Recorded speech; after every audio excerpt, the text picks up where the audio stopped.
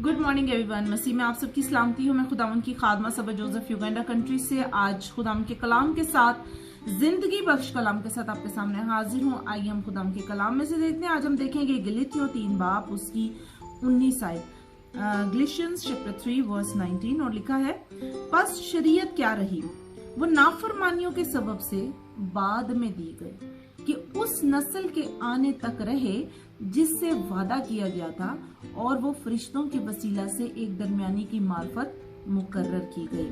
आमीन। मैं आपके साथ 16वीं आयत भी पढ़ूंगी इसी तीसरे चैप्टर की। बस इब्राहिम और उसकी नस्ल से वादे किए गए। वो ये नहीं कहता कि नस्लों से, जैसा बहुतों के वास्ते कहा जाता है, बल्कि जैसा एक के वास्ते कि तेरी नस्ल को, और वो मसीह है। आमीन। अजीजों, यहाँ हम देखते हैं कि खुदा ने शरीयत क्यों दी गई, शरीयत का देने का मकसद क्या था। पहली बात तो ये कि खुदा ने इब्राहिम से ऑलरेडी एक वादा कर दिया था कि मैं तेरी नस्ल को बढ़ाऊंगा, मैं तेरी नस्ल को बरकत दूंगा। और उसके बाद हम देखते हैं कि खुदा बनी इस्राएल कौम के साथ साथ रहा, यहाँ तक कि जब वो मिस्र की गुलामी में थे तब भी खुदा ने उनके साथ वादे को पूरा किया, उनको बचाया, मिस्रियों के हाथ से निकाला, उनको बरकतें दी, उनको उकाब की मानिंद उनको परों पे बिठाकर समुंदर के अंदर से लेकर आया, 10 आफतें मिस्रियों पर भेजी और उन पे अजीब व गरीब किस्म की अपनी कुदरत को जाहिर किया। और ये बात जाहिर करती थी कि खुदा बनी इस्राएल कौम के साथ अपने वादे पर, अपने अहद पर पूरा है। लेकिन फिर भी शरीयत देने का मकसद, एक नया अहद और बांधने का मकसद क्या था, जो कि हम 19वीं आयत में देखते हैं कि उनकी नाफरमानियों के सबब से। अब वो कौन सी ऐसी नाफरमानियां थी? क्या वो पहले गुनाह नहीं करते थे? क्या नाफरमानियां उनके अंदर पहले नहीं थी? तो ये कौन सी वो नाफरमानी थी जिसकी वजह से खुदा ने उस अहद को बांधा? अजीजों, खुदा ने 3 वजूहात की बिना पर शरीयत दी थी। एक तो उनको चेक करने के लिए कि वो अपने ऊपर ट्रस्ट करते हैं या खुदा पर भरोसा करते हैं, जिसने उनको मिस्र से निकाला, जिसने उनको हर चीज दी, जिसने उनको बरकतें दी।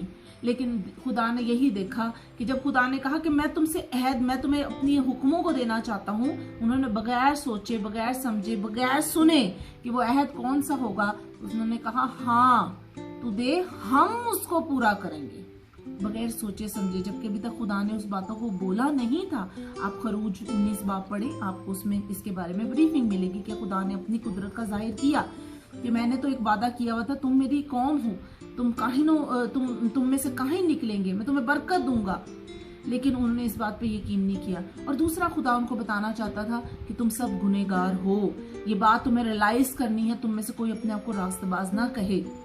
और तीसरी बात ये, वो जो नाफरमानी थी, वो कौन सी नाफरमानी थी कि जब वो मिस्र से निकल कर आए तो उनके साथ और भी कौमें मौजूद थी, बनी इस्राएल कौम नहीं थी। और वो नस्ल जो इब्राहिम की नस्ल से वादा किया गया था, वो मसीह के लिए किया गया था, और प्योरली बनी इस्राएल कौम में से वो नस्ल आनी थी। तो अगर वो नस्ल मिक्स हो जाती तो वो किस तरह से जो है वो मसीह उसमें से आ सकता। इसी वजह से हम जब नहमिया और अजरा की बुक भी पढ़ते हैं तो उसके अंदर भी लिखा है कि उन्होंने, जब वो बाबुल में से असीरी के वक्त निकले, तो उन्होंने आपस में कहा कि हम इन कौमों को अलग करेंगे। यहाँ तक कि काहिनों ने गैर कौमों की औरतों के साथ शादी की और औलाद पैदा की। उन्होंने कहा कि हाँ, हम इनको तर्क कर देंगे ताकि ये बनी इस्राएल कौम में मिक्स ना हो सके। एक बहुत बड़ा स्टेप था, लेकिन खुदा के लिए उनको करना पड़ा, क्योंकि खुदा ने यीशु मसीह को बनी इस्राएल कौम में से लाना था। इसलिए शरीयत दी गई ताकि वो मुकर्रर कर दी जाए बनी इस्राएल कौम के ऊपर। गैर कौम इसको नहीं मानते थे, लेकिन बनी इस्राएल कौम को इसको मानना था, शरीयत की बातों को, अहकामात को मानना था। इसलिए वो उनकी नाफरमानियों की वजह से दी गई कि उन्होंने मिक्स कर लिया, जबकि खुदा ने कहा था कि तुम गैर कौम में शादी मत करना। लेकिन शैतान को पता था कि खुदा ने उसको बताया, बोला था कि मैं तेरे दरमियान और औरत की नस्ल के दरमियान अदावत डालूंगा। इसलिए उसे पता थी सारी गेम नस्लों की है, इसलिए उस नस्ल को तबाह करने के लिए उसने ये चालें चली ताकि लोग जो हैं वो मिक्स हो सके, और मिक्स हो जाएंगे तो बनी इस्राएल कौम प्योर नहीं होगी। तो शरीयत देने के कुछ मकसद थे, जो खुदा ने उन मकसदों की वजह से शरीयत दी। लेकिन शरीयत तब तक कायम है जब तक मसीह जो था वो नहीं आ चुका। और मसीह ने जब सूली पर अपनी जान दे दी और कहा तमाम हुआ, तो शरीयत के सारे तकाजों को पूरा करके अब हम जो मसीह के बिलीवर्स हैं, हम उस शरीयत के मातहत नहीं बल्कि हम मसीह की शरीयत में कायम हो जाते हैं और हम मसीह यानी ईमान के वसीला से जिसमें इब्राहिम रास्तबाज ठहरा, हम भी रास्तबाज ठहरते हैं। तो हम अमालों के वसीला से नहीं बल्कि ईमान के वसीला से रास्तबाज ठहरते हैं। आज फैसला आपको करना है।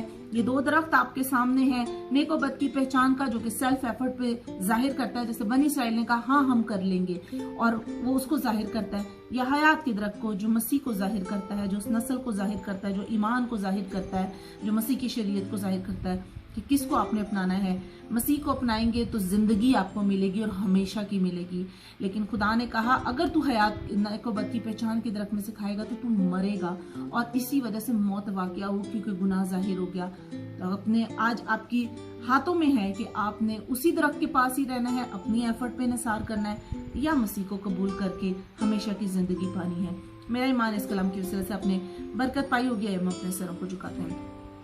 खुदा मैं आपकी शुक्रगुजारी करती हूँ इस खूबसूरत कलाम के लिए, इन बातों के लिए जो आप हमारी ज़िंदगी में देते हैं। खुदावंदा ये कलाम की बातें हमारी ज़िंदगी में खुदावंद रोशनी डालें, ताकि हर एक जान जब इस कलाम को सुने तो वो बरकत पाए और कसरत से पाए, और बहुत सी जानें सैराब हुए इन बरकतों से।